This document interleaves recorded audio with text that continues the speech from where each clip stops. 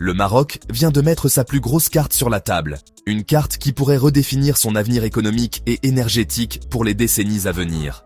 Cette carte, c'est l'hydrogène vert. Mais attention, il ne s'agit pas d'un simple projet pilote ou d'une expérience isolée.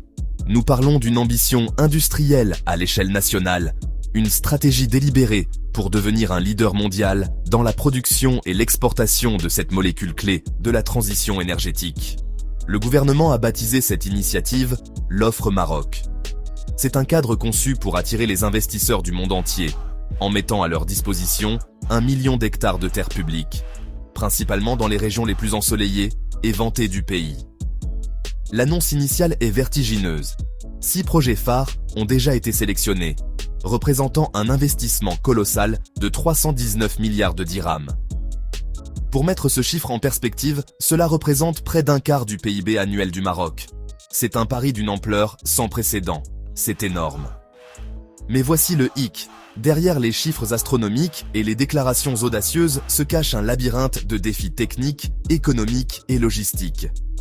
La question n'est pas de savoir pourquoi le monde s'intéresse à l'hydrogène marocain. La réponse est évidente, avec ses ressources solaires et éoliennes de classe mondiale. La vraie question, la question à 319 milliards de dirhams, est « Qu'est-ce qui pourrait faire capoter tout ce plan ?» Quels sont les obstacles cachés qui pourraient transformer ce rêve en un mirage coûteux dans le désert? Analysons les 5 points de rupture potentiels. Problème 1, et c'est peut-être le plus fondamental. L'eau. L'hydrogène vert est produit par électrolyse, un processus qui scinde la molécule d'eau, H2O, en hydrogène et en oxygène. Pour que ce processus soit efficace et n'endommage pas les coûteux électrolyseurs, il faut de l'eau ultra pure. Or, le Maroc est un pays en situation de stress hydrique structurel, aggravé par des années de sécheresse. Utiliser les précieuses ressources en eau douce pour produire de l'hydrogène destiné à l'exportation est tout simplement inenvisageable, tant sur le plan éthique qu'économique. La seule voie viable est donc le dessalement de l'eau de mer. Mais le dessalement est lui-même un processus extrêmement énergivore. Pour que l'hydrogène reste vert, cette énergie doit provenir de sources renouvelables. Nous voilà donc face à un dilemme. Si l'énergie éolienne ou solaire est détournée pour alimenter les usines de dessalement, elle n'est plus disponible pour l'électrolyse. Chaque kilowattheure utilisé pour purifier l'eau est un kilowattheure qui ne produit pas d'hydrogène. Si, pour contourner ce problème, on branche les usines de dessalement sur le réseau électrique national, on augmente les coûts. Et pire encore, on réintroduit une empreinte carbone, annulant le bénéfice même de l'hydrogène vert. 2 ratios deviennent alors critiques. Le premier, litres par kilogramme. Il faut environ 10 litres d'eau pure pour produire 1 kilogramme d'hydrogène. Le second, kilowattheure par litre. L'efficacité des technologies de dessalement par osmose inverse est cruciale. Si ces ratios ne sont pas optimisés à l'extrême, si la synergie entre la production d'énergie renouvelable et la production d'eau dessalée n'est pas parfaite, toute l'équation économique s'effondre avant même d'avoir produit la moindre molécule. Problème 2, le prix de l'électricité. Le coût de l'hydrogène vert est directement corrélé au coût de l'électricité, qui peut représenter jusqu'à 70% du coût de production finale. Le plan marocain est un pari audacieux sur la capacité à produire des kilowattheures renouvelables à un prix ultra compétitif et stable sur le long terme. Les électrolyseurs sont des équipements industriels qui ne pardonnent pas une énergie chère ou intermittente. Ils ont besoin de fonctionner avec un facteur de charge élevé pour être rentables. Le Maroc possède un avantage naturel indéniable, avec un ensoleillement exceptionnel et des couloirs de vent parmi les meilleurs au monde. Mais transformer ce potentiel en électrons bon marché n'est pas automatique. Cela dépend de facteurs complexes. La négociation de contrats d'achat d'électricité, PPA, sur 20 ou 25 ans, les conditions d'accès au foncier, les coûts de raccordement au réseau et la gestion du curtaillement. Ces moments où la production d'énergie renouvelable doit être délibérément réduite, faute de demande ou de capacité de transport. Sans des PPA bancables, garantissant un prix de l'électricité ultra bas et stable sur des décennies, il n'y aura tout simplement pas d'hydrogène compétitif. Problème 3, l'infrastructure. Produire de l'hydrogène est une chose, le stocker et le transporter en est une autre. L'hydrogène est la plus petite molécule de l'univers, ce qui la rend notoirement difficile à contenir et à déplacer. Le comprimé à haute pression est énergivore et coûteux. Le liquéfié nécessite des températures cryogéniques extrêmes, encore plus chères. Les pipelines dédiés sont la solution la plus efficace pour de grands volumes, Mais ils n'existent pas encore et leur construction prend des années et des milliards d'investissements.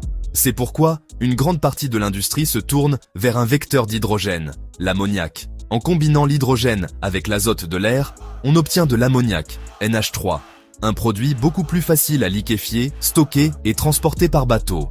Mais cette conversion a un coût énergétique, et la reconversion de l'ammoniac en hydrogène pur à destination est encore plus complexe et coûteuse.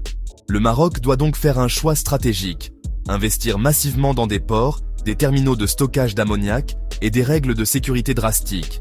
La stratégie la plus probable est de se concentrer sur l'exportation d'ammoniac vert dès le départ, en acceptant les pertes d'efficacité pour résoudre le casse-tête logistique.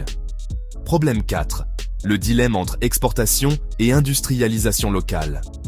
L'attrait principal, notamment pour l'Europe, est d'importer cet hydrogène vert pour décarboner sa propre industrie. Vendre des molécules vertes à un voisin riche est une proposition séduisante. Mais c'est aussi une stratégie risquée. Le Maroc se retrouverait en concurrence frontale avec d'autres producteurs, et son prix pourrait être battu par les subventions massives offertes ailleurs. Une voie beaucoup plus stratégique et créatrice de valeur serait d'utiliser cet hydrogène directement sur le sol marocain. Le Maroc est déjà un géant mondial des phosphates et des engrais via le groupe OCP.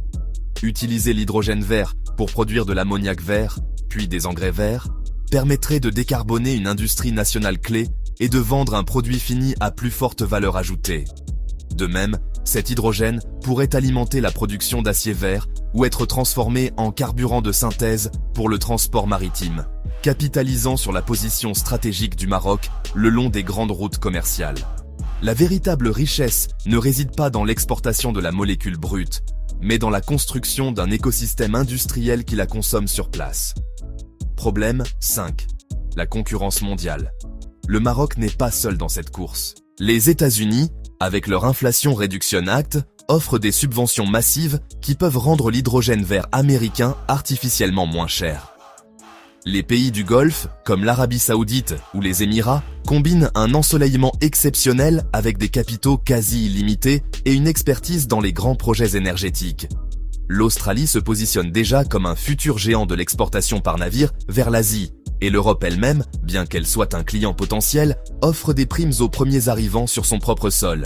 Des incitations qui ne seront pas éternelles. La fenêtre d'opportunité pour s'imposer comme un fournisseur clé n'est pas infinie.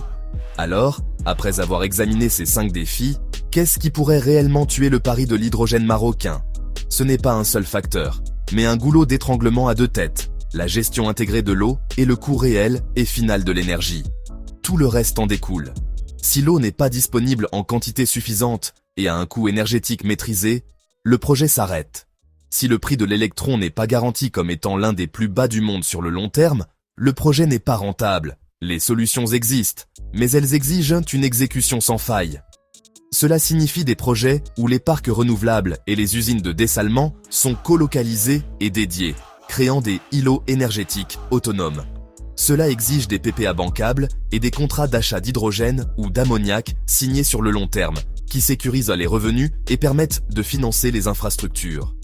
Cela demande des règles claires et un cadre réglementaire stable pour les investissements dans les ports et le stockage. Si ces conditions ne sont pas réunies, les 319 milliards de dirhams resteront une ambition échouée sur le papier. Le Maroc n'a plus besoin de battage médiatique ou d'annonces spectaculaires. Il a besoin d'une exécution rigoureuse. Il a besoin d'électrons bon marché et propres, d'une gestion intelligente de chaque goutte d'eau et d'acheteurs engagés qui signent des contrats à long terme. C'est seulement en maîtrisant cette complexité que la carte posée sur la table pourra se transformer en une main véritablement gagnante, non seulement pour le Maroc, mais pour la transition énergétique mondiale.